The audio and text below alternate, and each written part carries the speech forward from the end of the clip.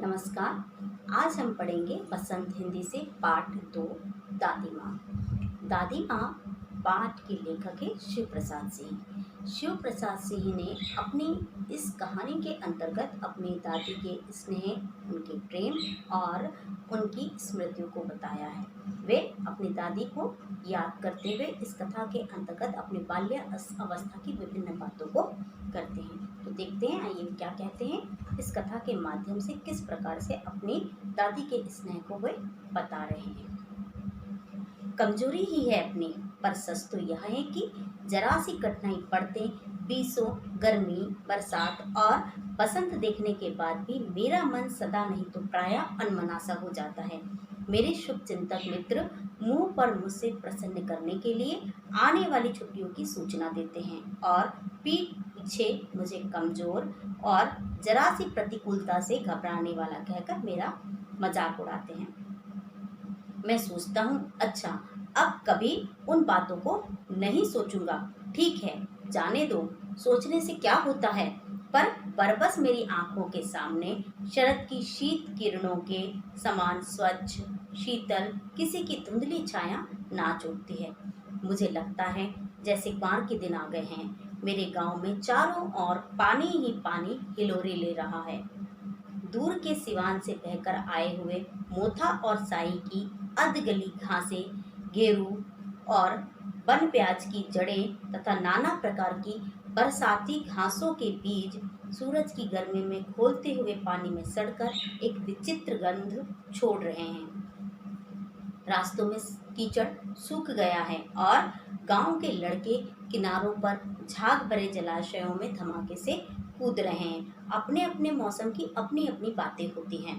आषाढ़ में आम और जामुन ना मिले चिंता नहीं, अगहन में चिवड़ा गुड़ ना मिले दुख नहीं, चैत्र के दिनों में लाई के साथ गुड़ नहीं मिले अफसोस नहीं, पर कुआर के दिनों में इस गंधपूर्ण झाग भरे जल में कूदना न हो तो बड़ा बुरा मालूम होता है। मैं भीतर हुड़क रहा था। 2-1 दिन ही कूद सका था। नहा धोकर बीमार हो गया। हल्की बीमारी न जाने क्यों मुझे अच्छी लगती है। थोड़ा थोड़ा ज्वर हो, सर में साधारण दर्द और खाने के लिए दिन भर नींबू और साबु, लेकिन इस बार ऐसी चीज नहीं थी। ज्वर जो चढ़ा था तो चढ़ता ही गया, रजाई पर रजाई, और उतरा तो रात 12 बजे के बाद। दिन में मैं चादर लपेटे सोया था। दादी माँ आई, शायद नहा कर आई थी उसी झाग वाले जल में। पतले दुबले स्नेह सने शरीर पर सफेद किनारीहीन धोती, सन से सफेद बालों के सिरों पर सन्न टपके हुए जल की शीतलता। आते ही उन्होंने सर और पेट छुए, आंचल की गांठ खोलकर किसी अदृश्य शक्तिधारी के चबूतरे की मिट्टी मुंह में डाली, माथे पर लगाई।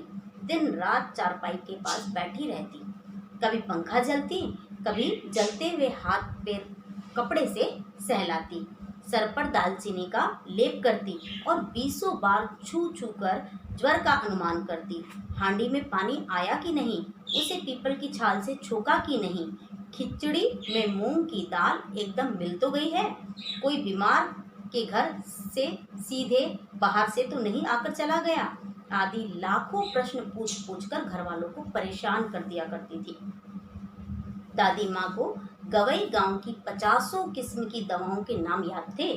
गांव में कोई बीमार होता, उसके पास पहुंचती और वहां भी वही काम, हाथ छूना, माथा छूना, पेट छूना, फिर भूत से लेकर मलेरिया, सरसाम, निमोनिया तक का अनुमान विश्वास के साथ में सुनाती। महामारी और विषुचिका के दिनों में रोज सवेरे उठकर स्नान के बाद लवंग और गुड़ मिश्रित जलधार, गुग्गल और धूप, सफाई कोई उनसे सीख ले। दवा में देर होती, मिश्री और शहद खत्म हो जाता, चादर या गिलाफ नहीं बदले जाते तो जैसे वे पागल हो जाती। बुखार तो मुझे अब भी आता है, नौकर पानी दे जाता है। मेस महाराज अपने मन से पकाकर खिचड़ी या साबू, डॉक्टर साहब आकर नाड़ी देख जाते हैं और पुनेन मिक्सचर की शीशी को देखकर बुखार भी भाग जाता है। पर ना जाने क्यों ऐसा बुखार बुलाने का जी नहीं होता। कथा के अंतर्गत लेखक अपने ऐसे दिनों की बात कर रहा है जब वह गांव से दूर शहर में है और शहर में कार्य करते हुए उसे जब छुट्टी मिलती थी तो वह बड़ा प्रसन्न होता था। उसके शुभ चिंतक मित्र उसे आने वाली छुट्टियों की सूचना देते थे। उन्हें सुनकर वह प्रसन्न हो जाता था, लेकिन उसके यही शुभ चिंतक मित्र उसके पीठ पीछे उसे घबराने वाला मानते थे। वे जानते थे कि लेखक अपने घर जाए बगैर नहीं रह सकता, इसीलिए वह छुट्टियों की प्रतीक्षा करता रहता है। इस बारे में लेखक जानता था, विचार करता था और विचार करने के बाद में वह सोचता था कि वह अपने मित्रों के बारे में नहीं सोचेगा जो उसका मजाक उड़ाते थे। लेकिन जल्दी ही उसे एक शीतल छाया दिखाई देने लगती थी जो उसे घर आने के लिए खींचती थी। यह शीतल छाया उसकी दादी की हुआ करती थी जो उसे बार बार गांव आने के लिए ललायत करती थी। इसीलिए वह छुट्टी की प्रतीक्षा करता था और अपने गांव जाना चाहता था। इसी माध्यम को आगे बताते हुए लेखक ने अपनी स्मृति से अपनी बाल्य अवस्था के दिनों को बताया है और कहा है कि क्वार के जब दिन आ गए होते हैं, अर्थात क्वार हिंदी माह का नाम है। इस क्वार के माह में बरसात जा चुकी होती है। बरसात के बाद के जो अवशेष है वह अवशेष वातावरण में दिखाई देते हैं। कीचड़ सूखने को हो जाता है, चारों ओर से जो सूखा हुआ कीचड़ है और विभिन्न स्थानों पर भरा हुआ जो पानी है उसे भी सूखने लगता है। विभिन्न प्रकार के घास और पेड़ पौधों से इस बरसात के कारण एक विचित्र प्रकार की गंध आती है। वहीं वह याद करता है कि गांव में जो जलाशय हुआ करते थे उन जलाशयों में उसके साथ के जो लड़के थे वह धमाके के साथ में कूदते थे। हालांकि जलाशय का जो पानी था वह गंदा हुआ करता था, झाग भरा हुआ करता था, लेकिन लड़के प्रसन्नता से इस जल में कूदकर स्नान किया करते थे। लेखक भी इस जल में स्नान करके बड़ा प्रसन्न होता है। वह विचार करता है कि यदि जब वातावरण बदलता रहे अर्थात ऋतुएं आती जाती रहती हैं, इन ऋतुओं के अंतर्गत हर माह में कुछ ना कुछ विशेषता अवश्य होती है और विशेष मौसम के अंतर्गत जब आषाढ़ माह आता है तो इस आषाढ़ माह में जामुन और आम मिलते हैं। लेखक कहते हैं कि जामुन और आम उसे न मिले उसकी भी चिंता उसे नहीं रहती। अगन में चिवड़ा और गुड़ उसे खाने को न मिले वह उसके ऊपर भी दुख नहीं करता है और चैत्र के दिनों में उसे अन्य विभिन्न प्रकार के व्यंजन और लाई इत्यादि खाने को न मिले उसका भी वह अफसोस नहीं करता है। लेकिन जब क्वार माह आता है और क्वार माह के इस समय पर वह इस गंध भरे पानी में जलाशय के झाग भरे पानी में न कूदे न स्नान करे यह उसे अच्छा नहीं लगता था, अर्थात यह उसे बड़ा बुरा लगता था। अर्थात विभिन्न प्रकार के मौसमों में मिलने वाले जो व्यंजन है वह उसे खाने को ऋतुओं में न मिले, इन माहों में न मिले, इन सबका उसे दुख नहीं होता था। लेकिन क्वार माह में इस जलाशय में पानी में उसे नहाना न मिले तो उसे बड़ा बुरा लगता था और इसीलिए वह इस जल में कूद कूद कर नहाता था। लेकिन वह बताता है, वह याद करता है कि वह 1-2 दिन ही मुश्किल से इस जल में कूद सका होगा और पानी में कूदने के कारण, नहाने के कारण, स्नान करने के कारण वह बीमार पड़ गया। बीमारी के संदर्भ में भी लेखक ने कहा है कि बीमारी उसे अच्छी लगती है, लेकिन हल्की बीमारी जिसके अंतर्गत थोड़ा सा बुखार हो, थोड़ा सा सर दर्द हो। इस बुखार और सर दर्द के पीछे उसकी जो इच्छा थी वह थी कि उसे दिन भर नींबू और साबू खाने को मिलेगा जो उसे अत्यधिक पसंद था। इसलिए वह हल्का बीमार रहना चाहता था ताकि उसे यह सब चीज़ें खाने को मिलती रहे। लेकिन इस बार बात बिल्कुल अलग थी। इस बार वह हल्का नहीं गंभीर बीमार था।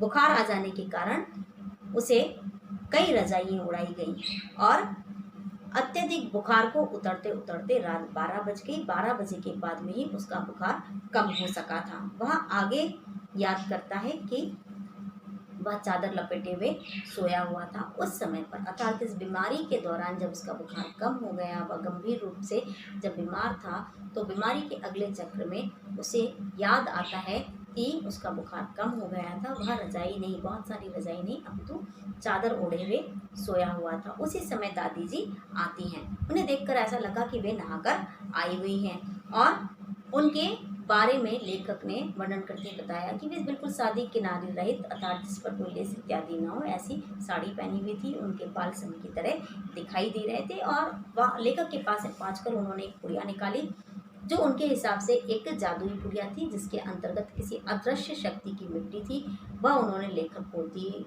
उस मिट्टी को उन्होंने लेखक के सिर पर भी लगाया, शायद इस आशा से कि उनका जो पोता है वह जल्दी ही अच्छा हो जाएगा और बीमारी से मुक्त हो जाएगा। उसके बावजूद वह विभिन्न प्रकार से लेखक की सेवा भाव करती रही। वह लेखक के सिरहाने बैठी रही और उसके हाथ पैरों को सहलाती रही। कभी उसे पंखा झलती, कभी उसे दवाई देती, अर्थात विभिन्न प्रकार से वह लेखक की खातिरदारी कर रही थी, उसकी सेवा कर रही थी और वह चाहती थी कि उनका पौधा जल्दी से जल्दी ठीक हो जाए। और इन सब के बावजूद वह घर की विभिन्न प्रकार की परिस्थितियों पर भी ध्यान रखती थी, अर्थात लेखक के लिए बीमारी के समय पर क्या हो रहा है और क्या नहीं, इन सब गतिविधियों पर उनका ध्यान था। खिचड़ी यदि बनाई जानी है तो मूंग की दाल उसमें कम है या नहीं, उसके लिए पानी उबाला गया है, उसे छाना गया है और विभिन्न प्रकार की जितनी भी वे देखभाल करना चाहती थी वह उसकी करती थी। लेकिन जब उन्हें विभिन्न प्रकार की सेवा शुश्रूषा में कहीं कमी लगती थी तो वह इससे नाराज भी हो जाती थी। लेखक अपनी दादी के अनुभव के बारे में कहता है कि उन्हें विभिन्न प्रकार की बीमारियों के नाम पता थे, उन्हें विभिन्न प्रकार की दवाओं के नाम पता था। इन सब को वे केवल घर में ही नहीं गांव भर में लोगों को बताती थी। जब कोई बीमार पड़ता था तो वे उनके घर पहुंच जाती थी और बीमार व्यक्ति का माथा, सिर इत्यादि सब गंभीर रूप से देखती थी और फिर उस बीमारी का उल्लेख करती थी कि वह किस बीमारी से ग्रसित हो गया है। तो इस प्रकार से लेखक अपनी दादी के संदर्भ में बता रहा है, लेकिन साथ में वह यह भी बताता है कि वह परिस्थिति जिसके अंतर्गत वह बाल्यावस्था में था, दादी उसकी बीमार होने पर उसका ध्यान रखती थी, उसकी देखभाल करती थी। लेकिन अब परिस्थिति बिल्कुल भिन्न है। बीमार वह अब भी है, अर्थात वह बड़ा हो चुका है, शहर में है, बीमारी की अवस्था में है, बुखार से परेशान है, लेकिन इस गंभीर बीमारी में अब दादी उसके समीप नहीं है। उसकी खातिरदारी करने वाली दादी अब उसके पास में नहीं है, वह शहर में रह रहा है। तो अब उसकी सेवा करने वाला नौकर है जो आकर समय समय पर उसको पानी दे जाता है और उसका खाना पकाने वाला जो महाराज है वह उसके लिए अपनी स्वेच्छा से ही खिचड़ी और साबू कुछ पका देता है, वह उसे खा लेता है। डॉक्टर भी आता है और डॉक्टर आकर उसे देखता है, उसकी नाड़ी देखकर उसे दवाई देता है। पुनेन की कड़वी दवाई का नाम सुनकर ही लेखक का बुखार भी भाग जाता है। अब उसे दादी की देखभाल के बिना ठीक होने की आदत हो गई है। अब लेखक जो हल्की बीमारी उसे पहले अर्थात बाल्यावस्था में अच्छी लगती थी, जिसमें दादी उसकी देखभाल करती थी, उसे खाने के लिए नींबू और साबु मिलता था, उस बीमारी को पसंद करता था। लेकिन आज इस अवस्था में वह कहता है कि अब यह बीमारी उसे अच्छी नहीं लगती। लिया की शादी ठीक हुई, दादी माँ के उत्साह और आनंद का क्या कहना। दिन भर गायब रहती, सारा घर जैसे उन्होंने सिर पर उठा लिया हो। पड़ोसने आती, बहुत बुलाने पर दादी आती। बहन बुरा न मानना, कार पर रोजन का घर ठहरा, एक काम अपने हाथ से न करूं तो होने वाला नहीं। जानने को तो यह सभी जानते थे कि दादी माँ कुछ नहीं करती, पर किसी काम में उनकी अनुपस्थिति वस्तुतः विलंब का कारण बन जाती। उन्हीं दिनों की बात है, एक दिन दोपहर में मैं घर लौटा। बाहरी निकसार में दादी माँ किसी पर बिगड़ रही थी। देखा, पास के कोने में दुबकी हुई रामी की चाची खड़ी है। सो न होगा धन्नो, रुपए मैं सूद के आज ही दे दो, तेरी आंख में शर्म तो है नहीं। मांगने के समय कैसी आई थी, पैरों पर नाक रगड़ती फिरी, किसी ने एक पाई नहीं दी। अब लगी है आजकल करने, फसल में दूंगी, फसल में दूंगी, तो अब क्या तेरे खातिर दूसरी फसल कटेगी? दूंगी मालकिन। रामी की चाची रोती हुई अपने दोनों हाथ से आंचल पकड़े दादी माँ के पैरों की ओर झुकी। बिटिया की शादी है, आप दया न करेंगी तो उस बेचारी का निस्तार कैसे होगा? हट हट, अभी नहा कर आई हूँ। दादी माँ पीछे हटी। जाने दो दादी, मैंने इस अप्रिय प्रसंग को हटाने की गरज से कहा। बेचारी गरीब है, दे देगी। चल चल, चला है समझाने। मैं चुपके से आंगन की ओर चला गया। कई दिन बीत गए, मैं इस प्रसंग को एकदम भूल गया। एक दिन रास्ते में रामी की चाची मिली। वह दादी को पूतो फलो दूधो नाहों का आशीर्वाद दे रही थी। मैंने पूछा, क्या बात है धन्नो चाची? तो उसने विवल होकर कहा, उरिन हो गई बेटा, भगवान भला करे हमारी मालकिन का। कल ही आई थी, पीछे का सभी रुपया छोड़ दिया है, ऊपर से 10 रुपए का नोट देकर बोली, देखना धन्नो, जैसी तेरी बेटी वैसी मेरी, 10-5 रुपए के लिए हंसाई ना हो, देवता है बेटा देवता।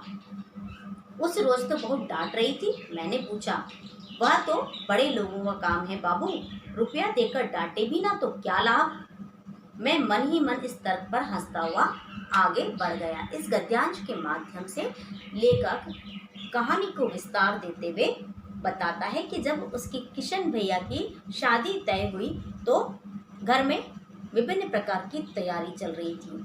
दादी माँ ने इन तैयारियों को अपने हाथों में ले रखा था, जबकि वास्तविकता में दादी जी कोई कार्य नहीं करती थी, लेकिन जिस जगह कोई कार्य हो वहाँ वे नहीं हो तो उनकी प्रतीक्षा की जाती थी। यही कारण था कि दादी को लगता था कि सभी कार्य उनके वजह से ही होते हैं, इसलिए वह आस पड़ोस की महिलाओं को हमेशा कहती रहती थी कि वे विवाह की तैयारियों में बड़ी व्यस्त हैं। इन्हीं व्यस्तताओं में एक दिन लेखक ने देखा कि दादी किसी को डांट रही है। दादी किसे डांट रही है यह जानने के लिए लेखक आंगन तक के पहुंच गया। वहां उसने देखा कि रामी की चाची खड़ी हुई है।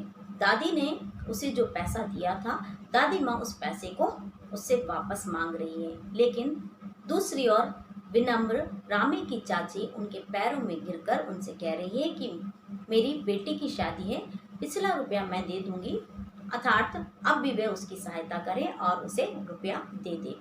लेखक ने इस बीच में हस्तक्षेप कर दिया और दादी से आग्रह किया कि दादी, इसने जो पैसा पहले लिया हुआ था यह दे देगी, क्योंकि वह गरीब है तो बाद में दे देगी, इस प्रकार से नाराज ना हो। लेकिन दादी जी ने इस समय अपने पोते को भी झड़क दिया।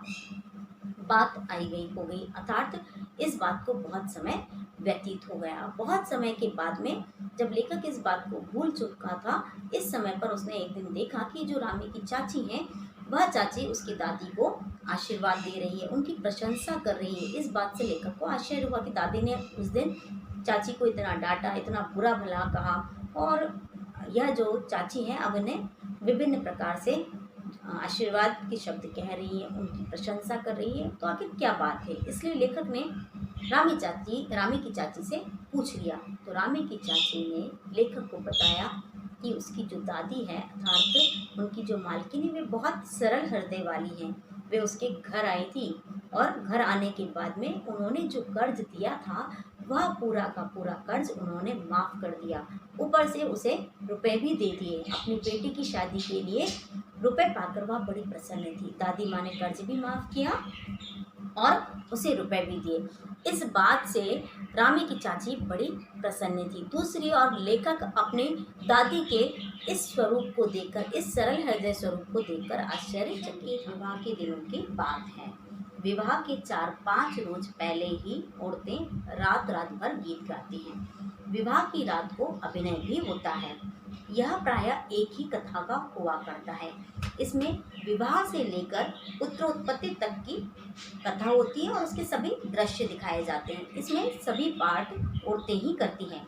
मैं बीमार होने के कारण बारात में नहीं जा सका था। मेरा भाई राघव भी दलान में सो रहा था, जिस पर औरतों ने आपत्ति की थी। दादी माँ बिगड़ी, लड़के का क्या पर्दा, लड़के और ब्रह्मा का मन एक सा होता है।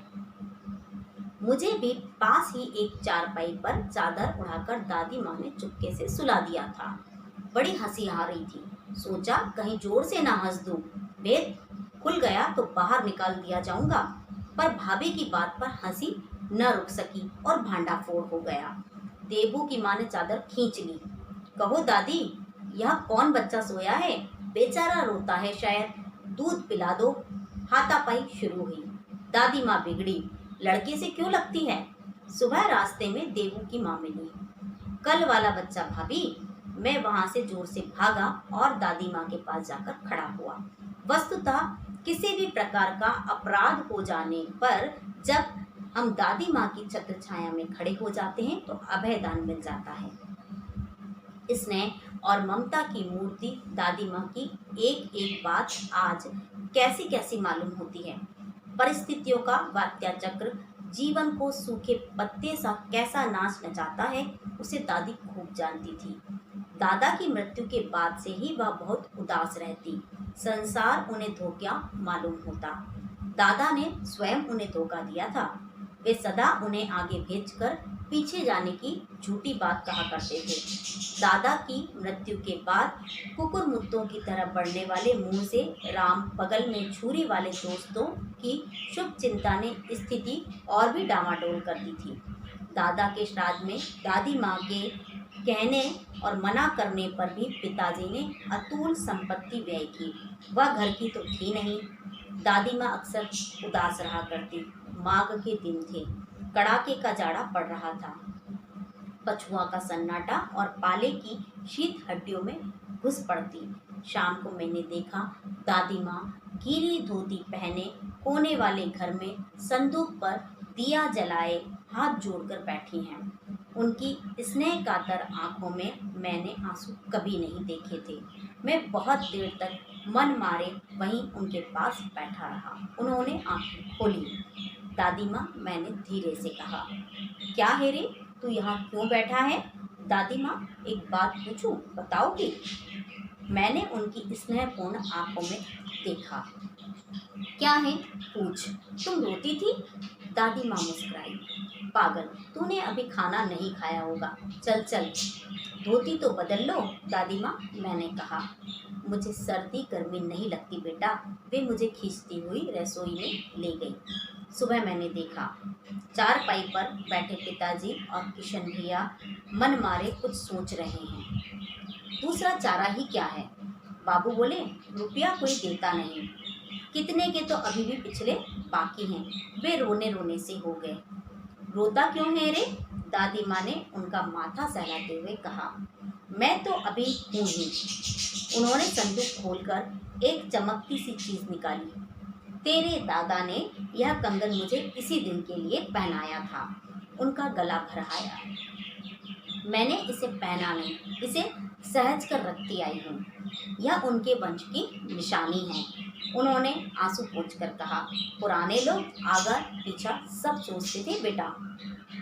सचमुच मुझे दादी माँ श्रापग्रस्त देवी सी लगी। धुंधली छाया विलीन हो गई। मैंने देखा दिन काफी चढ़ाया है। पास के लंबे खजूर के पेड़ से उड़कर एक कौवा अपनी घिनौनी काली आंखें फैलाकर मेरी खिड़की पर बैठ गया। हाथ में अब भी किशन भैया का पत्र कांप रहा था। काली चींटियों सी कातर धूमिल हो रही हैं।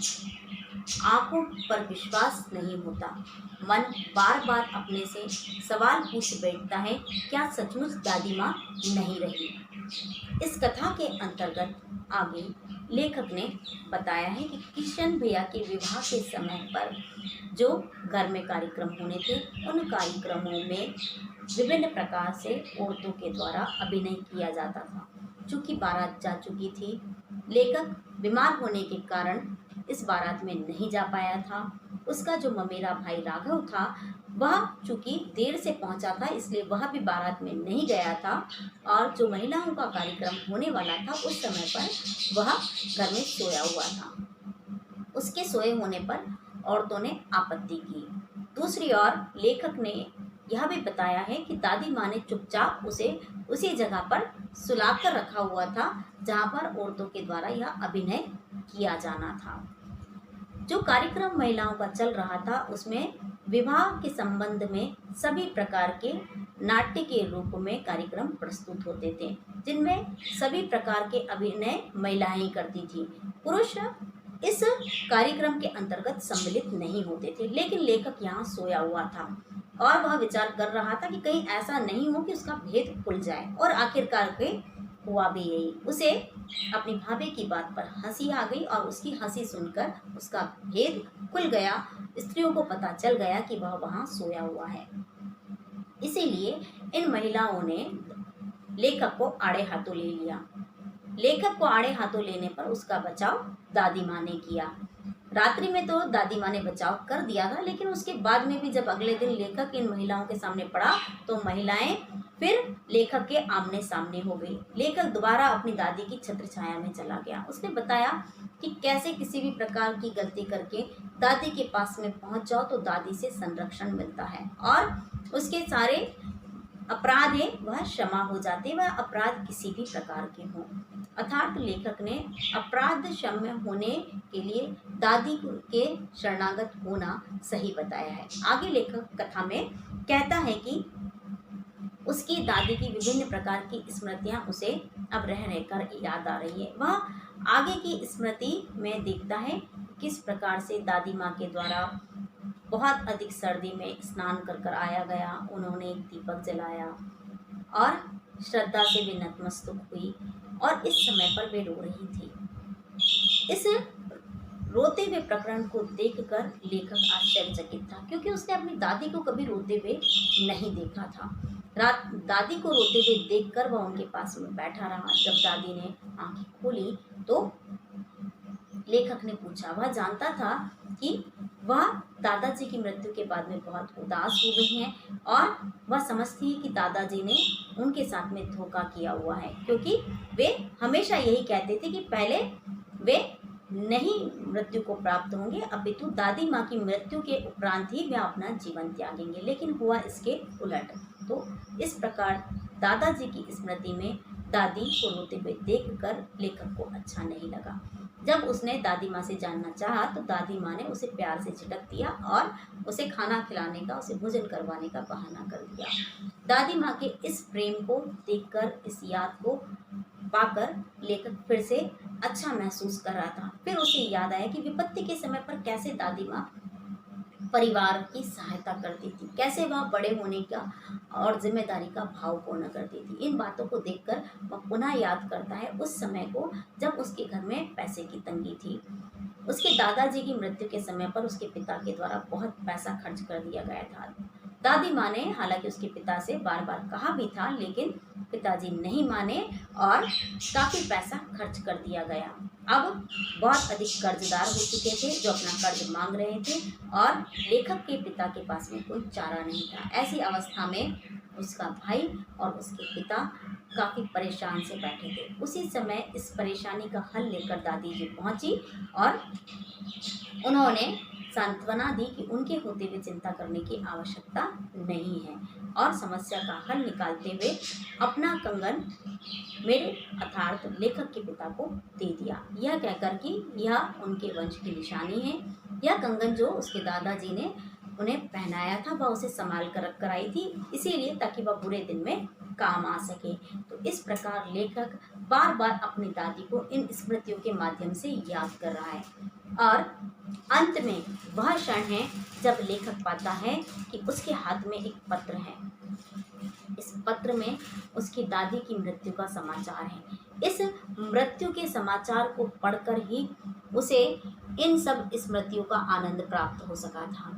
उसने इन स्मृतियों को जीवंत अपने सामने दादी की मृत्यु को पाकर या उसका समाचार पढ़कर ही प्राप्त किया था, लेकिन इस पत्र को हाथ में लेकर दादी की मृत्यु का समाचार पढ़कर भी उसे यह विश्वास नहीं हो रहा था कि उसकी दादी अब इस दुनिया में नहीं है, अर्थात उनकी मृत्यु हो चुकी है। तो इस प्रकार लेखक शिव प्रसाद सिंह ने अपनी इस कथा में दादी और पोते के संदर्भ में, उनके प्रेम के संदर्भ में बताया है। लेखक ने अपनी दादी के प्रेम और स्नेह और उनके संरक्षण को अद्भुत बताया है और इस प्रकार से उन्होंने यह संदेश देने का भी प्रयास किया है कि अपने जीवन के अंतर्गत दादी का प्रेम अतुल्य होता है। आशा करती हूँ आप सबको यह कथा पसंद आई होगी। नमस्कार।